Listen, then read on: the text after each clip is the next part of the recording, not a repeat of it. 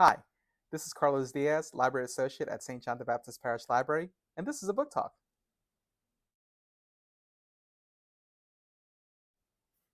Today's book talk is The Rabbit Hutch by Tess Gunty. Blandine isn't like the other residents of her building. An online obituary writer, a young mother with a dark secret, a woman waging a solo campaign against rodents, neighbors, separated only by thin walls of the low-cost housing complex in the once bustling industrial center of Vacaville, Indiana. Welcome to the Rabbit Hutch. Ethereally beautiful and formidably intelligent, Blandine shares her apartment with three teenage boys she neither likes nor understands. All, like her, now aged out of the state foster care system, has had repeatedly failed them, all searching for meaning in their lives. Set over one sweltering week in July and culminating in a bizarre act of violence that finally changes everything, The Rabbit Hutch is a savagely beautiful and bitingly funny snapshot of contemporary America, a gorgeous and provocative tale of loneliness and longing, entrapment, and ultimately, freedom. And that's it. What we have here is a book that is unlike any other. The Rabbit Hutch, which I have right here, a copy of. You can see it's it was the winner of the National Book Award a couple of years ago, and Gunty, she got out of the gates running, and what a masterpiece that she produced. It really is a great fine piece of work in contemporary American literature.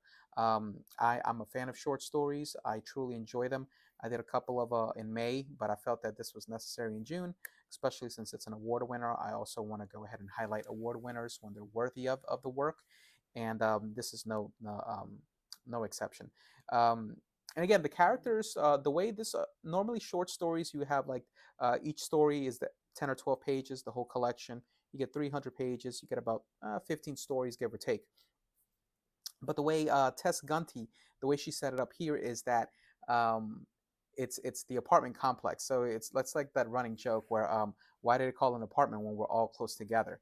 And it's true. And in low income apartment complexes, the walls are paper thin. You can hear conversations in other rooms above you, downstairs, besides you. From personal experience, I know that. So in this one, you've got the characters or the tenants of the apartment complex. They make up the chapters. Sometimes the chapters are named after tenants. Sometimes the chapters are named after the apartment room itself, or sometimes the subchapters within the chapters are named after both characters and the apartment numbers. So it's very interesting the way she did that, and she picks voiceless members of contemporary society that normally are marginalized for one reason or another, and they really don't get their story told. And I think that's what's great about Tess Gunty is that she says everyone is a raconteur. In other words, everyone is a storyteller. Everyone has a story to tell, and their story should be heard. And I think it's great. It's quality entertainment. It's very breezy. Reading it, it's only a couple uh, less than 400 pages, but it's very breezy. It's very smooth. The language is gorgeous, and the humor is very wry and dark. And I think you'll like that. I thoroughly enjoyed it. Um, we have a print copy edition, but more importantly, we have a copy that's available for you to. Actually, you can borrow a copy that's available for checkout through Libby. I like plugging this app. It's very useful.